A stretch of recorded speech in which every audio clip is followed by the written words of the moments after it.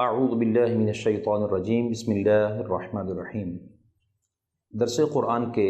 پہلے ایپیسوڈ، پہلے پروگرام اور پہلے پارے کے ساتھ ہم آپ کے ساتھ حاضر ہیں، اور انشاءاللہ عز و جل آج سے روزانہ کی بنیاد پر درس قرآن خلاصہ تفسیر قرآن کے طور پر انشاءاللہ ہم یہ سماعت کریں گے۔ قرآن مجید فرقان حمید اللہ کی وہ بابرکت اور مبارک کلام ہے کہ قرآن مجید فرقان حمید کو نبی کریم صلی اللہ علیہ وآلہ وسلم پر جب سے اتارا گیا اس وقت سے لے کر اب تک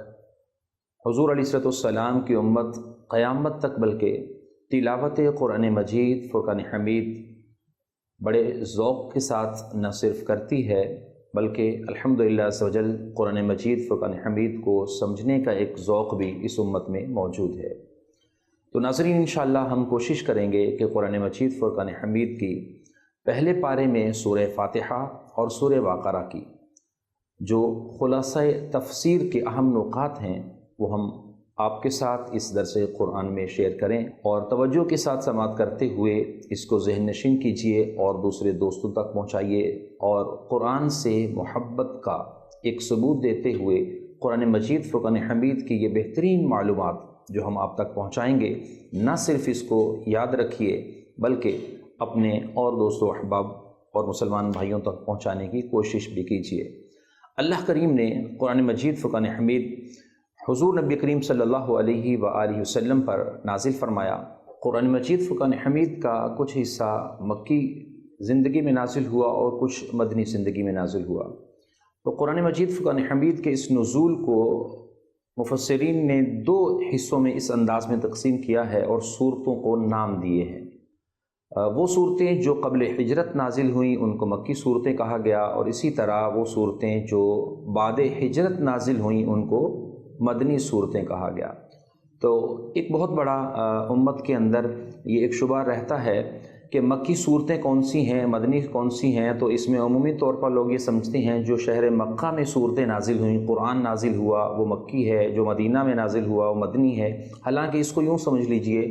کہ جو قبل ہجرت جتنا قرآن نازل ہوا وہ سارا کا سارا مکی ہے، اگرچہ کہ وہ مکہ شہر میں نازل ہوا ہو یا مکہ کے باہر کسی سفر میں نازل ہوا ہو۔ اسی طرح جو بعد ہجرت نازل ہوا وہ مدنی ہے، اگرچہ کہ وہ مدینے کے باہر کسی سفر حضر میں نازل ہوا ہو یا کسی اور موقع پر نازل ہوا ہو، اس کو مدنی صورتیں کہا جاتا ہے۔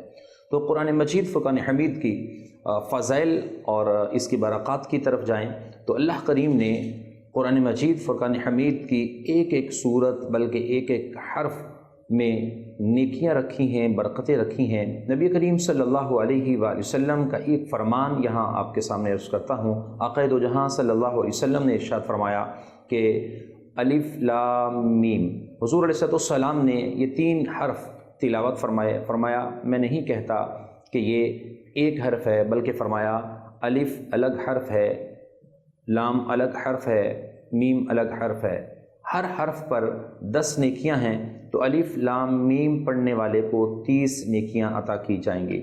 تو حضور نبی کریم صلی اللہ علیہ وآلہ وسلم نے قرآن مجید فرقان حمید کی تلاوت کرنے والے کو اس طرح نیکیوں کے ساتھ بھی ترغیب ارشاد فرمائی۔ اسی طرح جو سورہ اخلاص کی تلاوت کرتا ہے تو 3 بار سورہ اخلاص پڑھنے والے کو قرآن پڑھنے کا ثواب دیا جاتا ہے۔ سورہ یاسین کے متعلق ارشاد فرمایا گیا یہ سورہ یاسین وہ مبارک صورت ہے، یہ جو قرآن کا دل ہے۔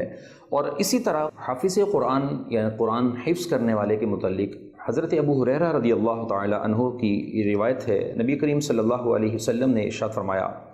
کہ قرآن والا قیامت کے روز آئے گا اور قرآن عرض کرے گا اے میرے رب عز و جل اسے خلعت عطا فرما، تو اس شخص کو کرامت کا تاج پہنایا جائے گا، اور قرآن پھر عرض کرے گا اے میرے رب عز و جل اسے زیادہ کر، اسے بزرگی کا حلہ پہنا دیا جائے گا، اور پھر عرض کرے گا اے اللہ عز و جل اس سے راضی ہو جا، تو اللہ اس سے راضی ہو جائے گا، اور پھر اس شخص سے کہا جائے گا کہ اسے یعنی قرآن کو پڑھتا جا اور ہر آیت پر ایک نیکی زیادہ کی جائے گی۔ یوں یہ قرآن مجید فرقان حمید پڑھنے والے کو، حافظ قرآن کو کل قیامت کے دن یہ درجات،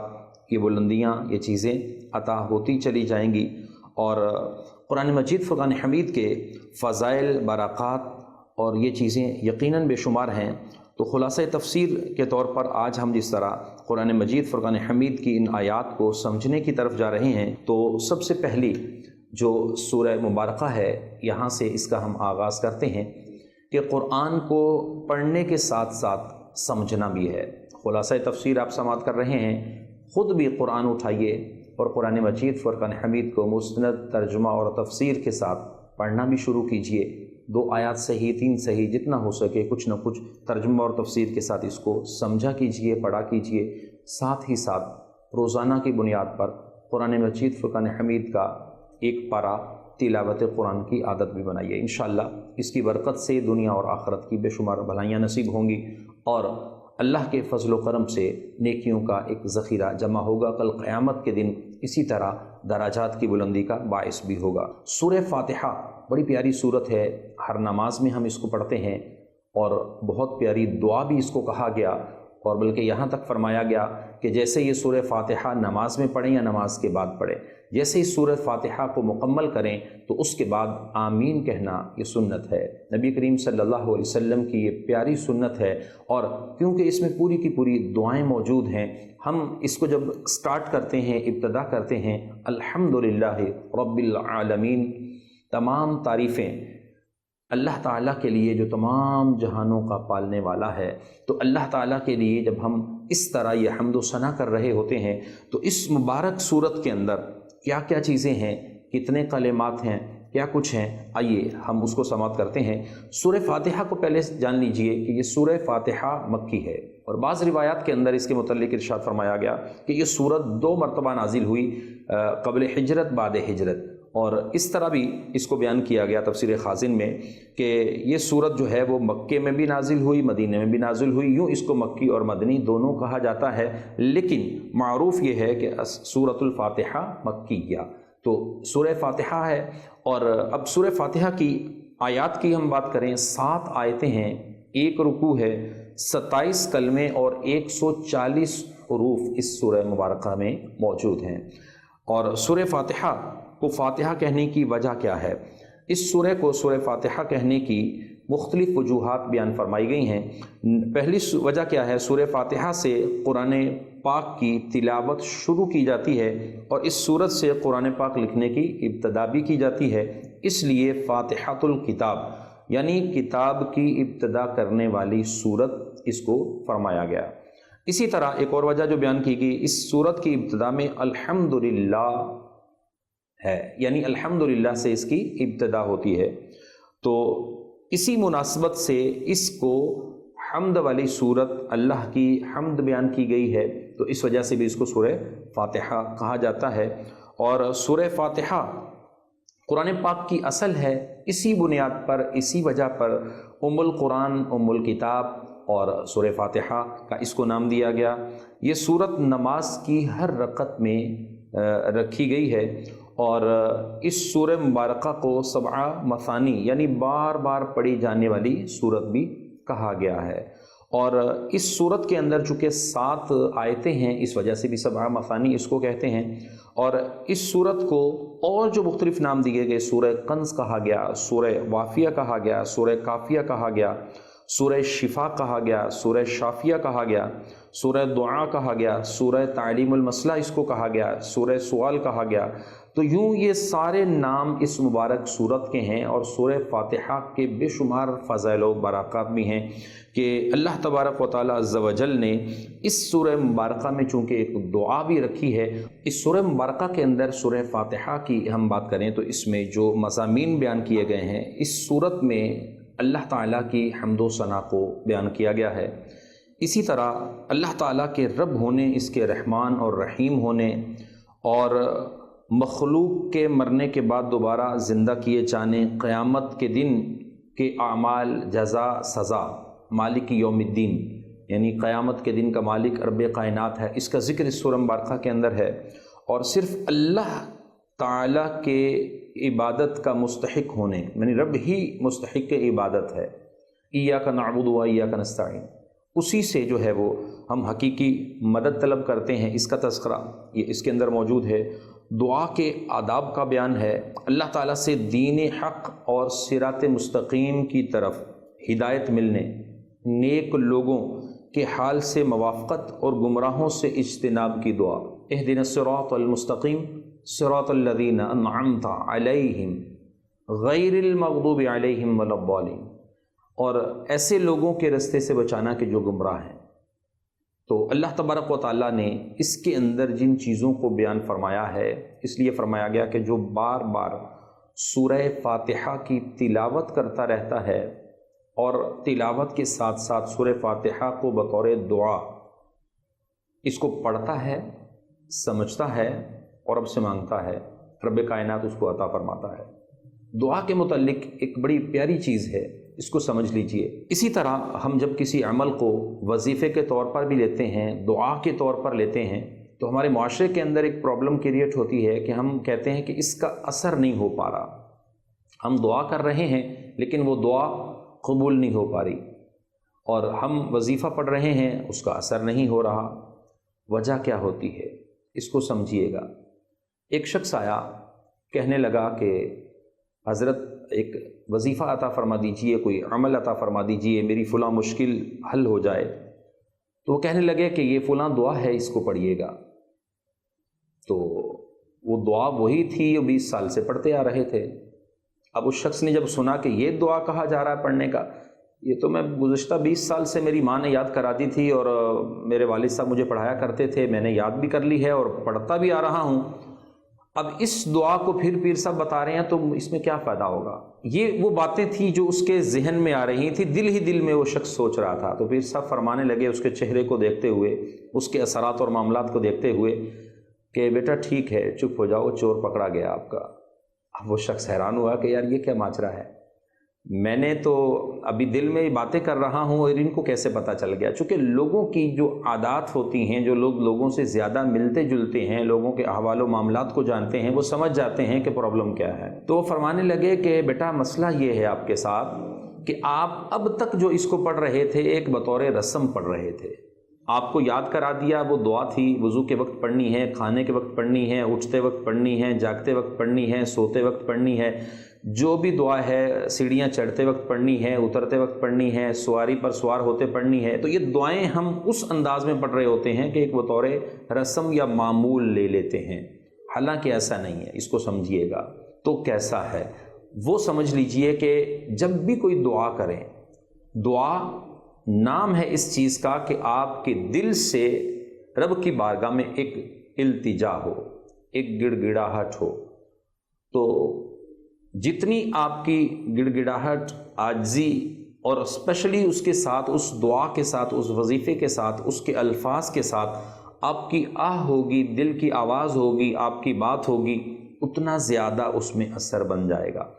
اب آپ کہیں دعائیں عربی میں ہوتی ہیں، ہم اردو کے اندر جب ہم کر رہے ہوتے ہیں تو ہم کیسے اس کو سمجھیں گے؟ تو یہ سمجھنا پڑے گا۔ چھوٹی چھوٹی دعائیں ہوں، سورہ فاتحہ ہی کیوں نہ ہو، اس کا ترجمہ سمجھنے کی کوشش کریں۔ جب ہم رب کی بارگاہ میں بار بار یہ عرض کریں گے اہدنا الصراط المستقیم، یاد رکھیے گا مرتے وقت تک کبھی بھی گمراہی کی طرف نہیں جا سکتے، بلکہ انشاءاللہ مرتے وقت کلمہ طیبہ نصیب ہوگا۔ لیکن اگر ہم اہدنا الصراط المستقیم پڑھ تو رہے ہیں، ہمیں پتہ ہی نہیں ہے کہ ہم اس میں اللہ کی بارگاہ میں عرض کیا کر رہے ہیں، تو اس شخص نے ایسا ہی کیا۔ جب وہ وظیفہ اس کو مل گیا، اس کو عمل کو سمجھا، پہلے 20 سال سے پڑھ رہا تھا، اس کے لیے وہ برکتیں نہیں آ رہی تھیں، لیکن اب جب اس مسئلے کو سمجھ لیا، اب جب بھی وہ دعا کرتا یا اللہ فراخی رزق عطا فرما، تو وہ دل سے کہتا یا اللہ رزق میں برکت دے، فراخی رزق دے۔ اب رزق میں برکت ہونا شروع ہو گئی۔ اب وہ صحت، طبیعت اور کئی سارے اپنے معاملات کی وجہ سے پریشان رہتا تھا۔ اب جب وہ دعا کرتا تھا تو اپنی ان چیزوں کو سامنے رکھتے ہوئے رب کی بارگاہ میں کہتا تھا یا اللہ اس کو اچھا کر دے، یہ معاملہ ٹھیک کر دے۔ اب یہ دعا بن گئی اور اس کے لیے خیر ہونا شروع ہو گئی۔ تو ہم قرآن کو جب پڑھیں، اور اسپیشلی قرآن مجید، فرقان حمید کی وہ آیات، وہ چیزیں جب ہم اس کو بطور دعا پڑھیں تو اس کے سمجھے کہ اس میں کیا کہا جا رہا ہے۔ ہم کہتے ہیں ربنا آتنا فی الدنیا حسنہ، تو ہمیں پتہ ہونا چاہیے کہ ہم رب سے اس میں کیا مانگ رہے ہیں۔ ربنا، اے ہمارے رب، آتینا، ہمیں عطا فرما دے، فی الدنیا، اب اس میں ہم دنیا بھی مانگ رہے ہیں اور پھر اس کے بعد آخرت کا ذکر کرتے ہیں، تو یا اللہ ہمیں دنیا اور آخرت دونوں عطا فرما۔ تو جب جو دعا کریں، جس طرح دعا کریں، اس دعا کے الفاظ کو اگر تھوڑا سا ہم سمجھ لیں، کوشش کیا کریں کہ ان دعاؤں کی جو بھی کتابیں حاصل کریں یا قرآن لیں تو ترجمے والا لیں، پھر اس کو سمجھتے ہوئے ان دعاؤں کو، ان چیزوں کو سمجھ کر رب کی بارگاہ میں پڑھیں گے تو انشاءاللہ اس کے اثرات کچھ اور ہوں گے۔ تو سورہ فاتحہ کے اندر بھی اسی طریقے سے اس چیز کو سمجھنے کی کوشش کیجئے کہ جب آپ سورہ فاتحہ کا کو ورد کریں، سورہ فاتحہ کو پڑھیں، حتیٰ کہ جب آپ نماز پڑھ رہے ہوں تو مکمل نماز میں بھی رب کی بارگاہ میں حضور چاہتے ہیں، رب کی بارگاہ میں مکمل حاضری چاہتے ہیں، اور چاہتے ہیں کہ اللہ کی بارگاہ میں نماز میں آپ کو سکون آئے، تو نماز میں بھی نماز کے پراپر ترجمے پر اور رب سے کیا باتیں کر رہے ہیں اس پر توجہ کرتے ہوئے نماز پڑھیں، بہت فائدہ ہوگا اور انشاءاللہ سکون بھی آئے گا اور سرور بھی ملے گا، اور نماز میں جو اس کو کہتے ہیں نا خشوع خضوع ملنا، دل لگنا، وہ بھی لگے گا۔ چونکہ نماز میں ہم قرآن کی سورہ فاتحہ پڑھ رہے ہوتے ہیں اور صورتیں ساتھ ملاتے ہیں، اور صورتوں میں بھی آخری 10 صورتیں آپ یاد کر لیجئے، ترجمے کے ساتھ بھی یاد کر لیجئے، اور چھوٹی چھوٹی صورتیں ترجمہ اور تفسیر کے ساتھ جب آپ یاد کریں گے تو انشاءاللہ اس میں اور لطف بڑھے گا، آپ کی نمازوں میں خشوع اور خضوع آئے گا۔ امام اعظم ابو حنیفہ رحمۃ اللہ تعالی علیہ امام ہیں، مجتہد ہیں، آئے کے بزرگ ہیں، آپ رحمۃ اللہ تعالی علیہ کے اوصاف، کمالات اور چیزیں کیا کمال تھیں۔ ایک چیز عرض کرتا ہوں، آپ کا یہی فتویٰ تھا کہ سورہ فاتحہ جب امام کے پیچھے پڑھی جائے تو قرات خلف الامام نہیں کی جائے گی۔ حنفی نہیں کرتے، باقی شافعی، مالکی، حنبلی ان کا مسئلہ الگ ہے۔ تو امام اعظم ابو حنیفہ سے جب بات چلی تو امام فخر الدین رازی رحمۃ اللہ تعالی علیہ نے اس کو ذکر کیا کہ مدینہ منورہ کے اندر ایک دفعہ ان سے ایک مناظرہ طے ہو گیا۔ کہا کہ آپ قرات خلف الامام کو منع کرتے ہیں کہ احادیث میں بھی اس کو منع کیا گیا ہے، تو اس پر آپ کے پاس کوئی عقلی دلیل کیا ہے؟ تو امام اعظم ابو حنیفہ رحمۃ اللہ تعالی علیہ آپ نے فرمایا کہ ٹھیک ہے، اگر تم عقلی دلیل کی بات کرتے ہو تو ایک بہت بڑی تعداد آپ کی طرف آ رہی تھی اس مناظرے کے لیے۔ آپ نے فرمایا کہ یہ ہجوم سے بات نہیں کروں گا، آپ جتنے لوگ ہیں سب پہلے طے کر لیں کہ آپ میں سے کون ایک شخص جو ہوگا وہ مجھ سے آ کر اس ٹاپک پہ بات کرے گا اور اس کی بات کو سب بات تسلیم کریں گے۔ تو آپ رحمۃ اللہ تعالیٰ نے جب یہ بات ارشاد فرمائی تو لوگوں نے کہا ٹھیک ہے، ویلڈ ہے، سمجھدار لوگ موجود تھے، تو انہوں نے کہا فلاں شخص ہماری طرف سے ایک آپ سے بات چیت کرے گا۔ امام اعظم ابو حنیفہ رحمۃ اللہ تعالیٰ نے فرمایا اچھا ٹھیک ہے، تو پہلے چند چیزیں اور طے کر لیں۔ نمبر 1 یہ کہ یہی شخص جو آپ کی طرف سے ہے، اس کو آپ یہ اتھارٹی دیتے ہیں کہ جو یہ بات کرے گا وہی بات آپ کی بات ہوگی۔ دوسری اتھارٹی آپ اس کو یہ دیتے ہیں کہ اگر یہ ہار جاتا ہے تو اس کی ہار آپ کی ہار ہوگی، اگر یہ جیت جاتا ہے اس کی جیت آپ کی جیت ہوگی۔ یہ سب چیزیں جب طے ہو گئیں تو ہونے کے بعد معاملہ جب طے ہو گیا، امام اعظم ابو حنیفہ رحمۃ اللہ تعالی علیہ آپ فرمانے لگے، فرمایا کہ تم نے جس طریقے سے ایک پورے ہجوم کے لیے اس ایک شخص کو اپنا امام بنا لیا، کہا اس کی بات ہماری بات ہے، اس کی دلیل ہماری دلیل ہے، اس کا غالبانہ ہمارا غالبانہ ہے، اس کا ہار جانا ہمارا ہار جانا ہے، تو امام اعظم ابو حنیفہ رحمۃ اللہ تعالی علیہ نے فرمایا کہ یہی تو ہم کہتے ہیں کہ جب ہم ایک شخص کو امام مقرر کر لیتے ہیں، وہ اللہ کی بارگاہ میں کھڑا ہوتا ہے، قرات شروع کرتا ہے، تو ایک کا قرات کرنا سب کا قرات کرنا ہوتا ہے، اور اسی طریقے سے باقی سارے اس کے نائب ہو جاتے ہیں اور مقتدی ہو جاتے ہیں۔ امام اعظم ابو حنیفہ رحمۃ اللہ تعالی علیہ کی یہ بات سن کر سب نے اقرار کر لیا کہ امام کے پیچھے مقتدی کو قرات کرنا درست نہیں ہے، یہ عقلی طور پر آپ نے سمجھا دیا۔ تو یہاں اس چیز کو بھی ہم سمجھ لیں کہ اللہ تبارک و تعالیٰ عز و جل کے پیارے حبیب صلی اللہ علیہ وآلہ وسلم نے آخری وقت میں جو نماز کا طریقہ ارشاد فرمایا، اس طریقے کے اندر سورہ فاتحہ کا جب ذکر آیا تو سورہ فاتحہ قرات خلف الامام کے طور پر، امام کے پیچھے قرات کے طور پر، سورہ فاتحہ پڑھنے کے طور پر حضرت ابو بکر صدیق رضی اللہ تعالیٰ عنہ، خلافت راشدہ اور کئی جید صحابہ سے یہ چیزیں موجود ہیں کہ انہوں نے امام کے پیچھے قرات آخری وقت کی نماز کے اندر نہیں کی، اور یہ فقہ حنفی کا ایک مدلل جو ہے وہ اور مستند مسئلہ موجود ہے، اور اسی پر الحمدللہ عمل کرتے ہیں۔ تو سورہ فاتحہ کے اس خلاصہ تفسیر کو ہم نے ایک مختصر انداز میں مختلف جزیات اور چیزوں کے ساتھ سننے کی ہم نے کوشش کی ہے۔ مکمل تفصیل کے ساتھ آپ خلاصہ تفسیر کے ان دروس کو آپ سنتے رہیے انشاءاللہ عز و جل۔ اس کے بعد سورہ بقرہ کی طرف ہم بڑھیں گے۔ سورہ بقرہ قرآن مجید فرقان حمید کی یہ دوسری صورت ہے، اور اس کی اہم آیات، اہم خلاصہ جات، اور اسپیشلی اس درس قرآن کے اندر سورہ بقرہ کا تعارف اور مقام نزول۔ حضرت عبداللہ بن عباس رضی اللہ تعالیٰ عنہ کے فرمان کے مطابق سورہ بقرہ مدینہ منورہ میں نازل ہوئی، اور اللہ تبارک و تعالیٰ نے قرآن مجید فرقان حمید میں سورہ بقرہ میں اس صورت میں جن آیات، حروف اور رکوعات کو نازل فرمایا، اس کی تعداد کی طرف اگر ہم جاتے ہیں تو اس صورت میں 40 رکوع ہیں، 286 to 86 آیتیں ہیں، اور 6121 کلمات ہیں، اور 25500 حروف ہیں۔ اب اس پوری تفصیل کے بعد ہم اس سورہ بقرہ کی وجہ تسمیہ کی طرف جائیں تو عربی میں بقرہ گائے کو کہتے ہیں، اور اس سورت کے 8ویں 9ویں رکوع کی آیت نمبر 67 سے 73 تک بنی اسرائیل کی ایک گائے کے واقعے کا ذکر ہے، اسی مناسبت سے اس کو سورہ بقرہ کہا گیا ہے۔ سورہ بقرہ میں جن چیزوں کا ذکر کیا گیا، اور سورہ بقرہ کے فضائل اور مناقب کی طرف اگر ہم جائیں تو اللہ تبارک و تعالیٰ کے پیارے حبیب صلی اللہ علیہ وآلہ وسلم نے ارشاد فرمایا، قرآن پاک کی تلاوت کیا کرو کیونکہ وہ قیامت کے دن اپنی تلاوت کرنے والوں کی شفاعت کرے گا، اور روشن صورتیں یعنی سورہ بقرہ ہے، سورہ آل عمران ہے، فرمایا اس کو پڑھا کرو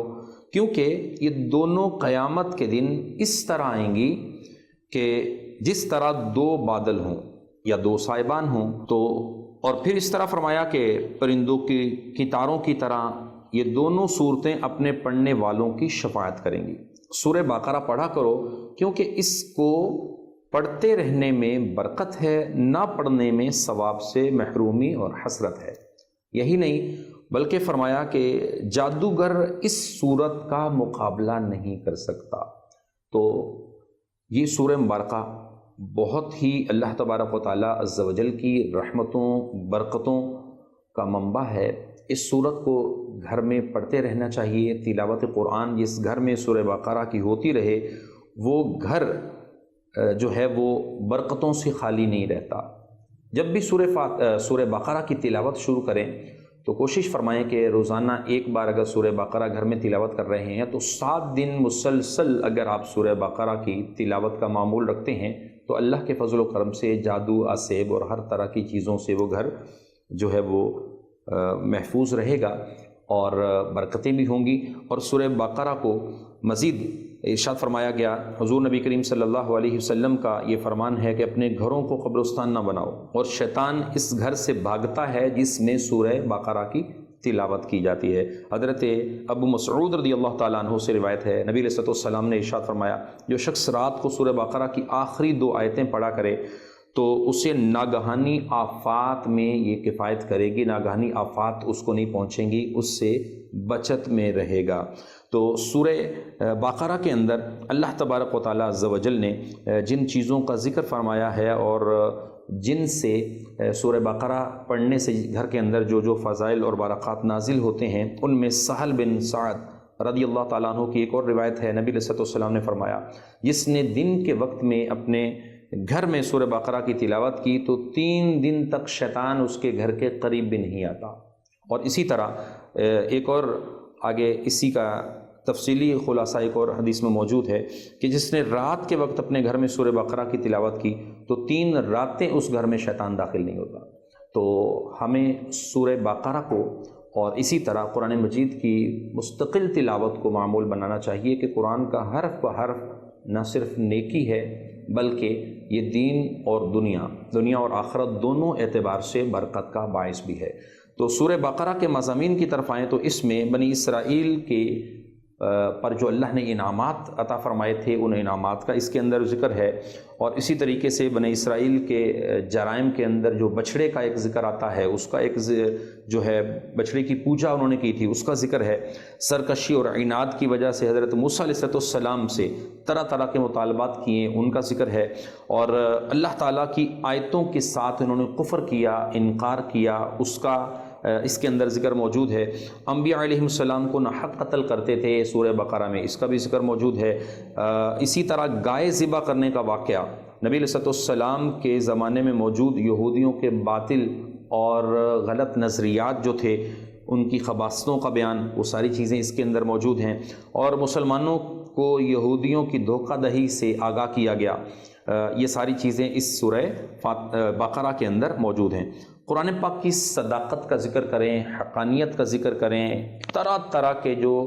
شکوک و شبہات مختلف لوگوں نے جو اس وقت کفار نے قرآن کے بارے میں ڈالے تو ان کو ختم کیا گیا اس سورہ مبارکہ کے اندر، اور قرآن پاک سے حقیقی ہدایت حاصل کرنے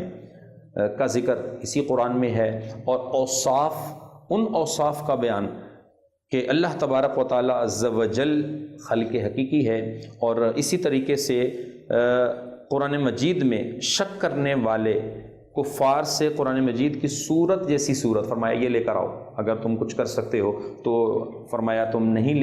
لا سکتے، اور واقعتاً وہ لا بھی نہیں سکتے۔ تو اس طرح ان سارے چیلنجز کا، ان چیزوں کا ذکر بھی سورہ بقرہ کے اندر موجود ہے۔ اور مزید اگر ہم اس کو سمجھیں تو حضرت آدم علیہ السلام کی تخلیق کا واقعہ ہے، فرشتوں کا سامنے آنا ہے، سجدہ کرنا ہے، شان آدم علیہ السلام، شان انبیاء، خانہ کعبہ کی تعمیر کا ذکر، اسی طریقے سے حضرت ابراہیم علیہ السلام کی دعا اور انبیاء کی دعائیں، اور اس سورہ مبارکہ کے اندر جو ہے وہ تبدیلی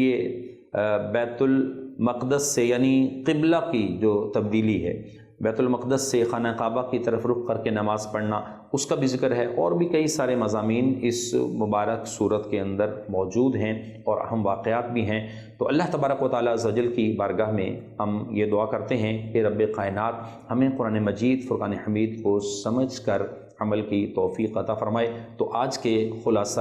تفسیر قرآن میں درس قرآن کے اس ایپیسوڈ کے اندر ہم نے آپ کو سورہ بقرہ، اس کے فضائل، سورہ بقرہ کے مضامین، اسی طریقے سے